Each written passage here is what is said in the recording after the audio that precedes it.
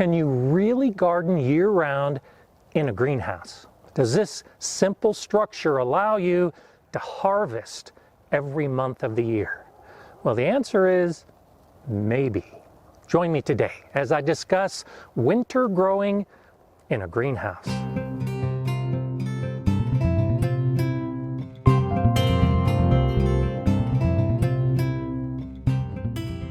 Hi, I'm Gardener Scott, and here in my Colorado garden, it's the beginning of winter. Today is a pretty chilly day. There's cloud cover, and right now it's 28 degrees Fahrenheit. But it's warmer inside, so let's go there.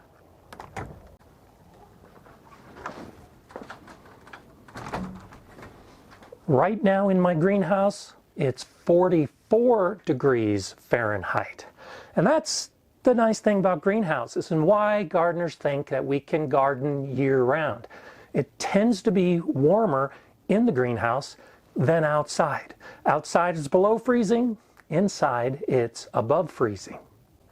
And because of that, I do have plants growing in my greenhouse in January in Colorado. And this is an unheated greenhouse. The only heat comes from the sun. There's no electricity, there's no heaters. And that's an important aspect when we are growing or attempting to grow plants in winter. I have lettuce and I have kale. Both are plants that can handle cold weather conditions. The plant selection is important in a winter greenhouse, particularly an unheated greenhouse, because while the sun does a great job of warming the air during the day, it all dissipates at night. And as I've shown in previous videos, at the coldest point of the morning, it can actually be colder inside the greenhouse than it is outside the greenhouse. So, because my Colorado garden has temperatures below freezing every night of winter, I need to do something to help maintain the heat and keep the plants growing. The first part of that is choosing the right kind of plant. Plants like lettuce and kale and brassicas and peas, all of those plants that you might put in an outside garden in early spring that could still handle frost conditions can do okay inside a winter greenhouse. The second factor when growing in an unheated winter greenhouse is trying to keep the night temperatures from getting too cold. And that's where this water comes in. Water is a thermal mass in my greenhouse that helps moderate the temperature. That's why it can stay warm on cloudy days, but more importantly, stay warm in the greenhouse on very cold nights. It's the water in these barrels and these jugs that help make that happen. At the end of this video, I'll link to one of my videos where I demonstrate and document the changes outside and the changes inside and how effective the water is at maintaining a pretty good temperature. Good enough for the lettuce and the kale and any of those cold weather plants that I want to grow. Maintaining a temperature where the plants survive is the first step of winter growing. These kale plants and these lettuce plants I started from seed, and these plants emerged from the ground 6 weeks ago. Plants need warmth and they need light. And during the winter months, particularly the shortest days of the year, the plants aren't getting much light at all. In my spring and summer garden, I would already be harvesting this lettuce, and this kale would be much taller because they would be getting much more light. But during this Persephone period, when the days are shortest, the sun is low in the sky, and it's not as intense as we expect in our summer garden, the plants are going to grow at a much slower rate. And you're going to notice that they look stunted. They look much smaller. You can expect that. To help circumvent that problem, it's a pretty good idea to start your seeds before before the days get too short. So while I started these seeds in November, if I had started growing in the greenhouse in September or early October, I could be harvesting during the winter. Instead, this year, partly as an experiment, I wanted to start my garden in the winter. And I've done this before in a previous greenhouse. There, we would typically sow seeds in January and February. They would germinate fine in the cooler conditions, but they would also start their growth stunted and much smaller. But once the daylight increased, they resumed their normal pattern of growth. So starting seeds in a greenhouse in winter begins with early growth. But by the end of February into March and early April, the plants will catch up, they'll be growing fine, and you can have a really nice harvest before you're even able to start planting outside the greenhouse. Plants also need water, and this can be a limiting factor in a winter greenhouse. The water for my greenhouse is supplied by a hose from my house, and that hose froze many weeks ago. So that means for the plants I'm actively growing right now, I need to bring water to the greenhouse, and I do that in this watering can. Because the plants are going to need water on a regular basis, that may mean that I'm watering when there's snow on the ground and the weather is pretty poor. But the nice thing is that because the plants are growing slower, and because the temperature tends to be low in the greenhouse, particularly at night, I don't need to water as often. So my outside summer garden, I'm watering every day. In the greenhouse, it's every 3 days, maybe every 4 days. There are other factors to consider. Now here in Colorado, I get a lot of sun. And for the most part, I keep my greenhouse closed to hold in the heat. But on really sunny days, particularly if it's warm, the temperature can skyrocket inside this greenhouse.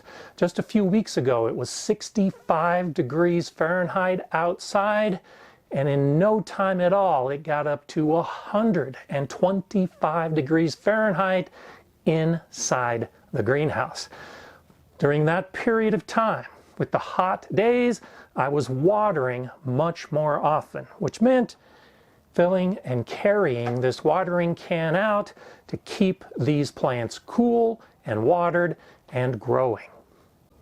And that helps highlight an important consideration with a winter greenhouse.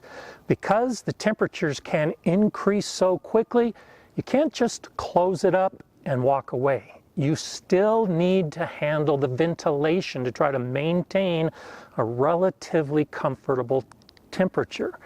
I have an automatic air vent here that helps dissipate some of that excess heat, but that's my only automatic vent. The other one I have is manually operated, and the transom above the doors and the doors themselves I have to manually open to get the air in or out of the greenhouse. So particularly on that very warm day, I had everything open to dissipate that excess heat.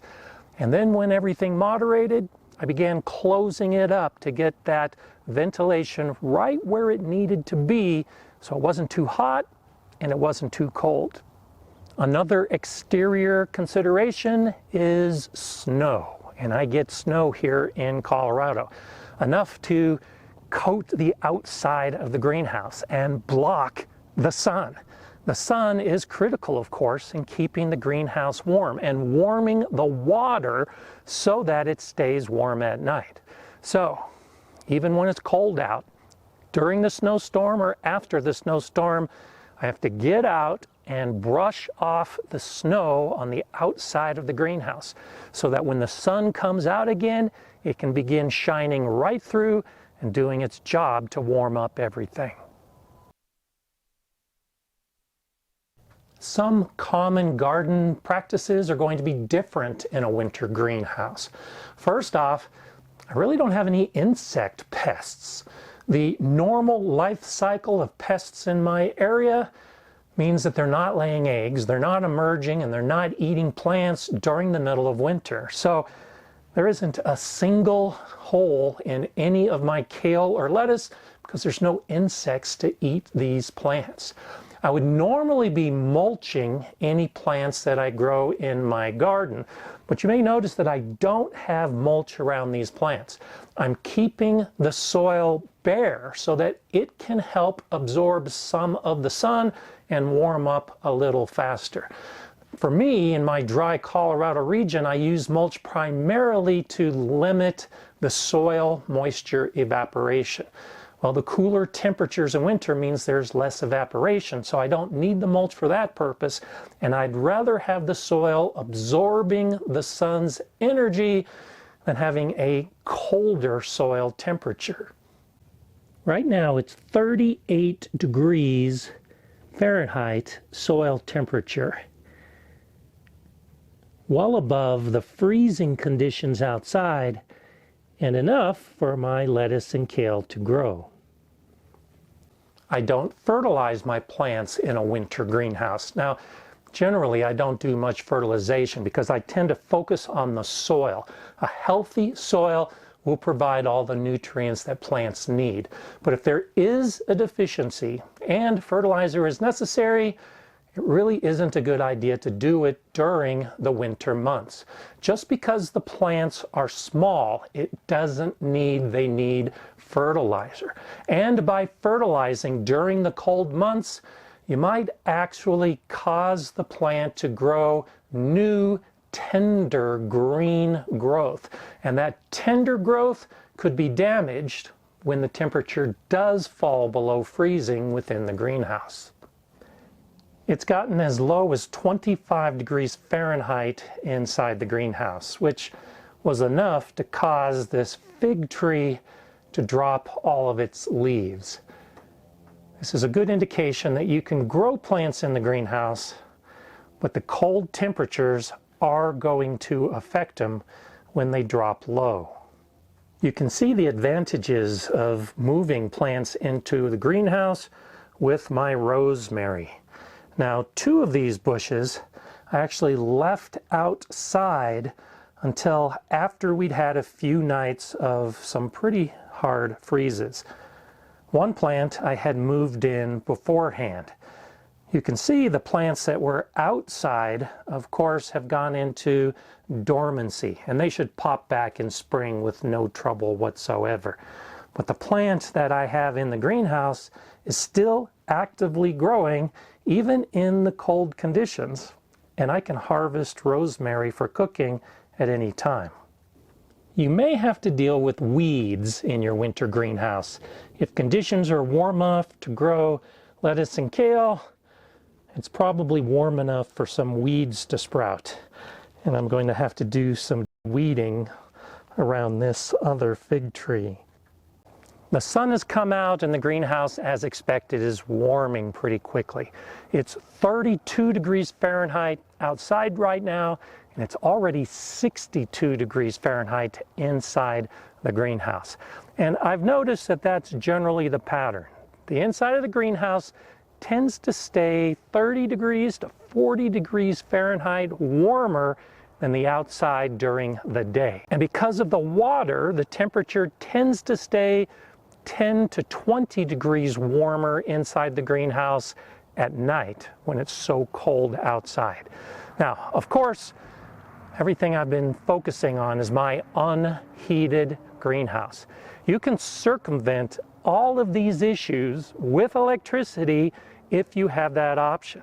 By adding supplemental lighting, your plants can grow at a normal rate. And by adding supplemental heating, you don't have to worry about the cool soil temperatures and the cold nighttime air temperatures.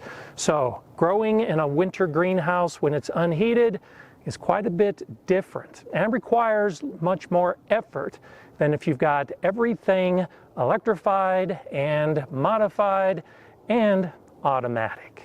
If you want to see more about growing in a greenhouse, check out one of these videos next. I'm Gardener Scott. Enjoy gardening.